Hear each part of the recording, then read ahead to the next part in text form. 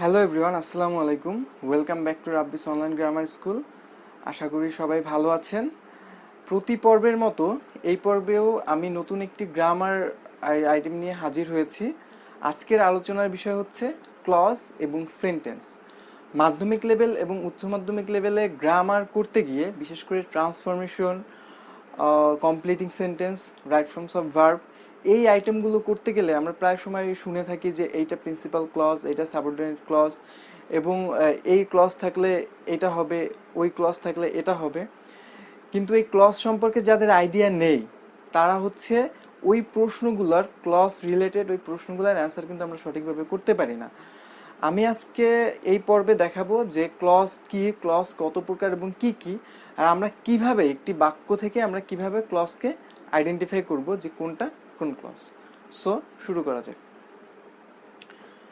এখানে ফার্স্টেই হচ্ছে ক্লজ। আমরা যদি বাংলা অনুযায়ী যদি অর্থ করি তাহলে ক্লজকে আমরা বলতে পারি খণ্ড বাক্য অথবা বাক্যাংশ অথবা বাক্যাংশ। অন্যদিকে সেন্টেন্স হচ্ছে বাক্য, সেন্টেন্স হচ্ছে বাক্য, আর এটা হচ্ছে খণ্ডবাক্য বা বাক্যাংশ। তাহলে পার্থক্যটা কোথায়? পার্থক্য হচ্ছে ক্লজ এটা কমপ্লিট থট, মানে একদম পূর্ণাঙ্গ অর্থ সেটি দিতেও পারে নাও দিতে পারে। কমপ্লিট থট বা কমপ্লিট মিনিং, কমপ্লিট থট অথবা ইনকমপ্লিট থট, দুটাই দিতে পারে। কমপ্লিট থট অথবা ইনকমপ্লিট থট বোথ আসতে পারে হচ্ছে ক্লজের মধ্যে। অন্যদিকে সেন্টেন্সের যে মিনিং সেটা অবশ্যই পূর্ণাঙ্গ এবং অর্থবোধক হতে হবে। এখানে কমপ্লিট থট, কমপ্লিট থট অর্থাৎ কমপ্লিট মিনিং থাকতে হবে, সেন্টেন্সের কমপ্লিট মিনিং থাকতে হবে। আমরা তো জানি যে সেন্টেন্স কত প্রকার। সেন্টেন্স হচ্ছে 5 প্রকার: assertive, interrogative, imperative, exclamatory, optative, এই 5টা। আচ্ছা, অন্যদিকে হচ্ছে গঠনগতভাবে এই যে 5টা এটা ছিল অর্থগতভাবে, আবার গঠনগতভাবে হচ্ছে সেন্টেন্স 3 প্রকার: সিম্পল, কমপ্লেক্স এবং কম্পাউন্ড। আচ্ছা, তো আজকে আলোচনা আসলে মূলত সেন্টেন্স নিয়ে না, আজকের আলোচনা হচ্ছে ক্লজ নিয়ে। তো আমরা আলোচনা করব ক্লজ নিয়ে। তাহলে ক্লজ সম্পর্কে আমরা একটা জিনিস জানলাম যে ক্লজের যে অর্থ সেটা হচ্ছে কমপ্লিটও হতে পারে এবং ইনকমপ্লিট বোথই হতে পারে। কমপ্লিট থটও হতে পারে এবং ইনকমপ্লিট থটও হতে পারে। আচ্ছা, এখন তাহলে আমরা শুরু করব যে ক্লজ কত ধরনের এবং হচ্ছে কিভাবে ব্যবহার করা হয়।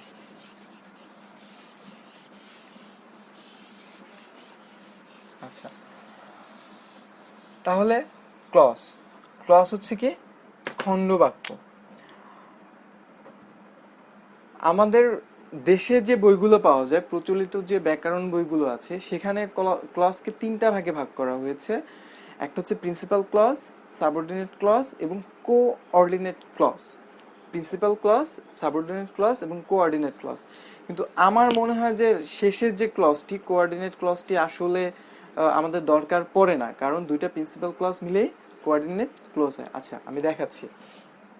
তাহলে ক্লজকে আমরা 3 ভাগে ভাগ করতে পারি। একটা হচ্ছে প্রিন্সিপাল ক্লজ বা main clause, principal principal clause বা মেইন ক্লজ, মেইন ক্লজ। তারপরে 2 নাম্বারটা হচ্ছে subordinate clause, subordinate clause, subordinate clause. তাহলে এখন এই সাবঅর্ডিনেট ক্লজ, প্রিন্সিপাল ক্লজ, আর আমাদের দেশে আরেকটা যেটা বইগুলোতে পাওয়া যায় সেটা হচ্ছে coordinate clause, coordinate clause, coordinate clause. আচ্ছা, তাহলে এখন প্রথমে আলোচনা করব প্রিন্সিপাল ক্লজ নিয়ে। Principal clause. আচ্ছা, প্রিন্সিপাল ক্লজ হচ্ছে একটি বাক্যর মধ্যে যখন এই প্রিন্সিপাল, আচ্ছা আগে বলে নিই যে প্রিন্সিপাল ক্লজ কিন্তু এইটাই একমাত্র ক্লজ যেটি হচ্ছে যে সে কমপ্লিট থট দিতে পারে, পূর্ণাঙ্গ অর্থ প্রকাশ করতে পারে অন্য কোনো ক্লজের উপরে ডিপেন্ডেন্ট না হয়ে। একে আবার ইন্ডিপেন্ডেন্ট ক্লজও বলা হয়। একই সাথে কি বলা হয়, এটা হচ্ছে স্বাধীন অর্থ দিতে পারে। তাহলে পূর্ণাঙ্গ বা কমপ্লিট থট দিতে পারে, কমপ্লিট থট দিতে পারে, কমপ্লিট থট দিতে পারে। এবং এই প্রিন্সিপাল ক্লজটি একমাত্র হচ্ছে পূর্ণাঙ্গ সেন্টেন্স হিসাবে আচরণ করে। যেহেতু সে কমপ্লিট থট দিতে পারতেছে, তার মানে সে সেন্টেন্সের মতো আচরণ করে, সেন্টেন্সের মতো আচরণ করে। যে কোনো সিম্পল বাক্য, সাধারণ যে কোনো বাক্যই হচ্ছে প্রিন্সিপাল ক্লজ বা মেইন ক্লজ। যেমন আমি যদি বলি যে I saw a man in the garden, I saw a man in the garden, I saw a man in the garden। তাহলে এই যে ক্লজটি, এটি কিন্তু একটা পূর্ণাঙ্গ থট দিয়েছে, যার ফলে এটি হচ্ছে একটা প্রিন্সিপাল ক্লজ। এবং এই প্রিন্সিপাল ক্লজই কিন্তু একমাত্র হচ্ছে কি করতে পারে, সেন্টেন্সের মতো আচরণ করতে পারে এবং কমপ্লিট থট দিতে পারে। তার মানে এই প্রিন্সিপাল ক্লজকে অন্য কোনো ক্লজের উপরে ডিপেন্ডেন্ট হতে হয় না, সে স্বাধীনভাবে বসতে পারে। আচ্ছা, এখন তাহলে কথা হচ্ছে যে আমরা তো এটাকে একটা সেন্টেন্সই বলতে পারি, এটাকে কেন আমরা প্রিন্সিপাল ক্লজ বলি? আচ্ছা, প্রিন্সিপাল ক্লজ এর জন্য বলি যে যখন সাবঅর্ডিনেট ক্লজ থাকবে তখন হচ্ছে একটা প্রিন্সিপাল ক্লজ থাকবে এবং বাকিগুলো হচ্ছে সাবঅর্ডিনেট ক্লজ থাকবে। আচ্ছা, তাহলে আমরা যদি সাবঅর্ডিনেট ক্লজটা নিয়ে আলোচনা করি তাহলে আর কি এই ব্যাপারটা ক্লিয়ার হয়ে যাব যে কেন এই প্রিন্সিপাল ক্লজটাকে ক্লজ ধরা হয়, কেন এটাকে তো আমরা সেন্টেন্স বললেই বলতে পারি। ওকে, তাহলে আমরা এর পরেরটাতে চলে যাই, সেটা হচ্ছে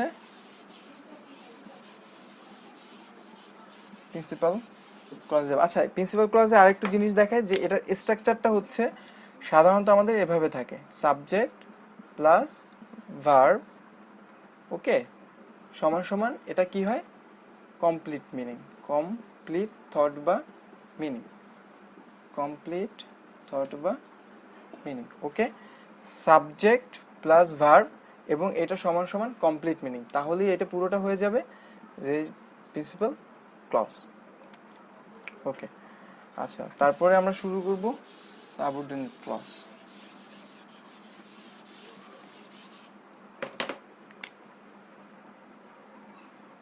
সাব, এটা হচ্ছে নাম্বার 2, সাব অর্ডিনেট,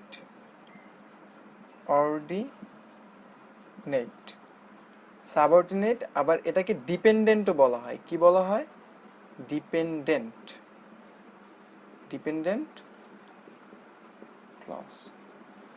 আচ্ছা, এখন এই সাবঅর্ডিনেট বা ডিপেন্ডেন্ট ক্লজ মানে কি? এটা ডিপেন্ডেন্ট ক্লজ মানে হচ্ছে আশ্রিত বাক্য বা পরাধীন বাক্য, যে অন্যর উপরে নির্ভরশীল। প্রিন্সিপাল ক্লজ কখন, এই সাবঅর্ডিনেট ক্লজ কখনোই হচ্ছে প্রিন্সিপাল ক্লজ ছাড়া সে পূর্ণাঙ্গ অর্থ দিতে পারে না। সে তাহলে কি, সে হচ্ছে প্রিন্সিপাল ক্লজের উপরে ডিপেন্ডেন্ট, প্রিন্সিপাল ক্লজের উপরে ডিপেন্ডেন্ট, ক্লজের উপরে ডিপেন্ডেন্ট বা নির্ভরশীল, উপর নির্ভরশীল। ওকে, আচ্ছা, এরপরে প্রিন্সিপাল ক্লজের উপরে নির্ভরশীল, তারপরে হচ্ছে যে সে সবসময় সে কি করবে, ইনকমপ্লিট, মানে ইনকমপ্লিট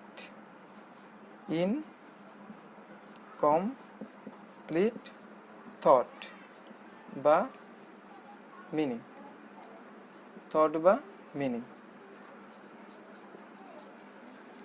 সে হচ্ছে কি করতে পারবে না, কখনো হচ্ছে পূর্ণাঙ্গ মিনিং প্রকাশ করতে পারে না। সাধারণত সাবঅর্ডিনেট ক্লজগুলোর আগে সাবঅর্ডিনেট কনজাংশন থাকে। সাবঅর্ডিনেট কনজাংশন যেমন সেগুলো হচ্ছে, আমি এখানে যদি লিখি যে সাবঅর্ডিনেট কনজাংশনগুলো কি কি, তাহলে যেমন subordinate conjunction, ordinate conjunction, conjunction, subordinate কনজাংশনগুলো যুক্ত থাকে। সাবঅর্ডিনেট ক্লজের আগে সাবঅর্ডিনেট কনজাংশনগুলো যুক্ত থাকে। যেমন থাকতে পারে দো,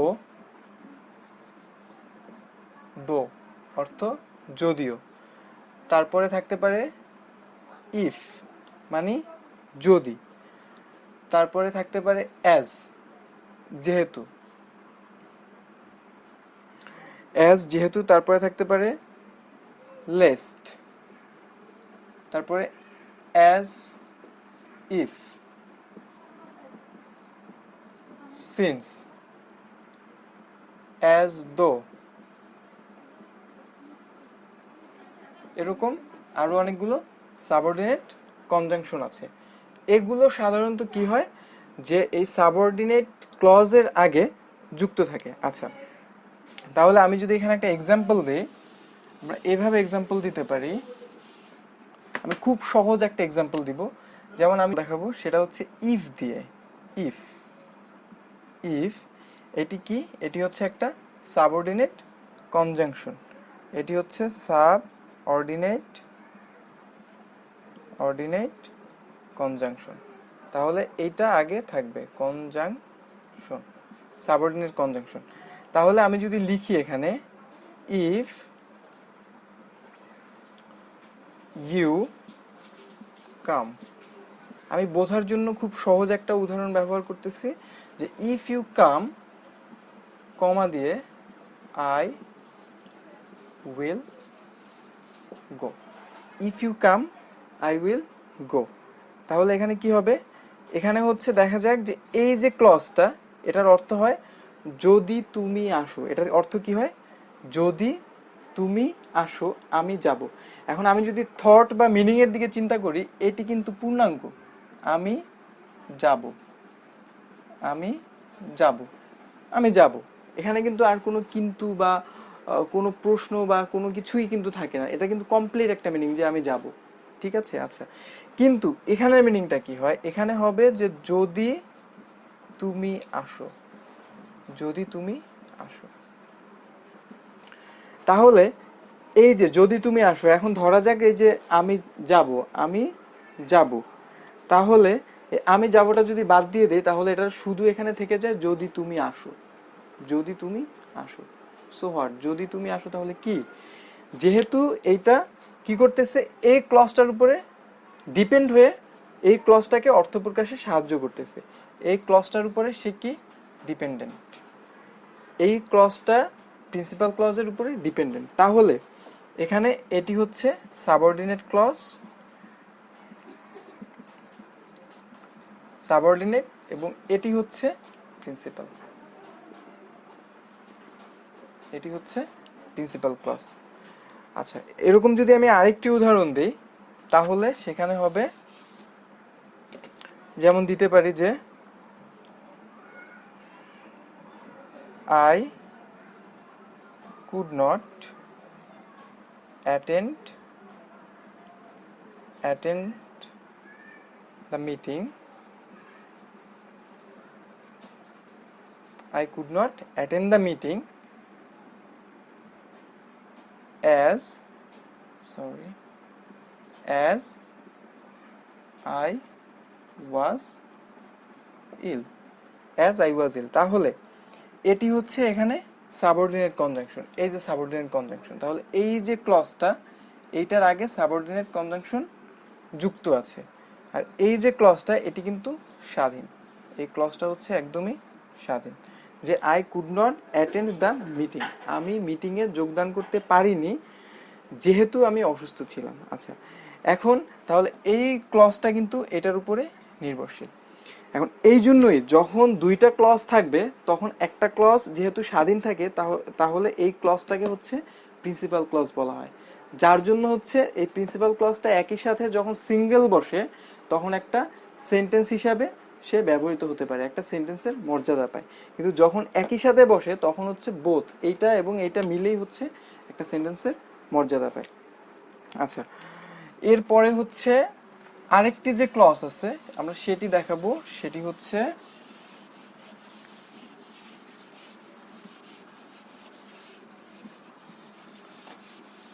কোঅর্ডিনেট ক্লজ। সেটি হচ্ছে কোঅর্ডিনেট ক্লজ। কি ছিল? কোঅর্ডিনেট। আচ্ছা, এখন কোঅর্ডিনেট আমাদের দেশে যে প্রচলিত বইগুলো আছে সেখানে এই কোঅর্ডিনেট ক্লজটাকে অন্তর্ভুক্ত করা হয়েছে, কিন্তু এটি সাধারণত একটি পূর্ণাঙ্গ বাক্যই কোঅর্ডিনেট ক্লজ। যেমন যখন দুইটা প্রিন্সিপাল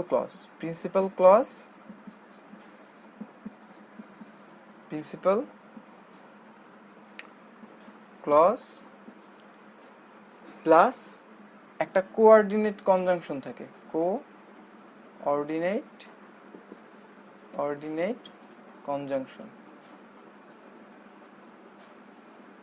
কনজাংশন প্লাস আরেকটা প্রিন্সিপাল ক্লজ থাকে, আরেকটা প্রিন্সিপাল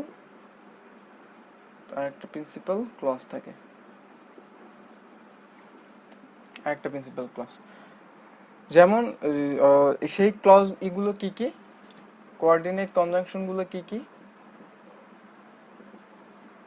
কোঅর্ডিনেট কনজাংশন গুলো সাধারণত and, or, but, yet ইত্যাদি, এরকম আরো কিছু রয়েছে যেগুলো হচ্ছে কোঅর্ডিনেট কনজাংশন। আচ্ছা, তাহলে কোঅর্ডিনেট হচ্ছে যে দুইটা প্রিন্সিপাল ক্লজ কোঅর্ডিনেট কনজাংশন দিয়ে যুক্ত থাকবে, দুইটা প্রিন্সিপাল ক্লজ একটা কোঅর্ডিনেট কনজাংশন দিয়ে যুক্ত থাকবে। যেমন হচ্ছে I went to his home, আমি তার বাড়িতে গিয়েছিলাম। went his home, but এই বাটটা হচ্ছে এখানে coordinate conjunction, but I did not find him, কিন্তু আমি তাকে খুঁজে পাইনি।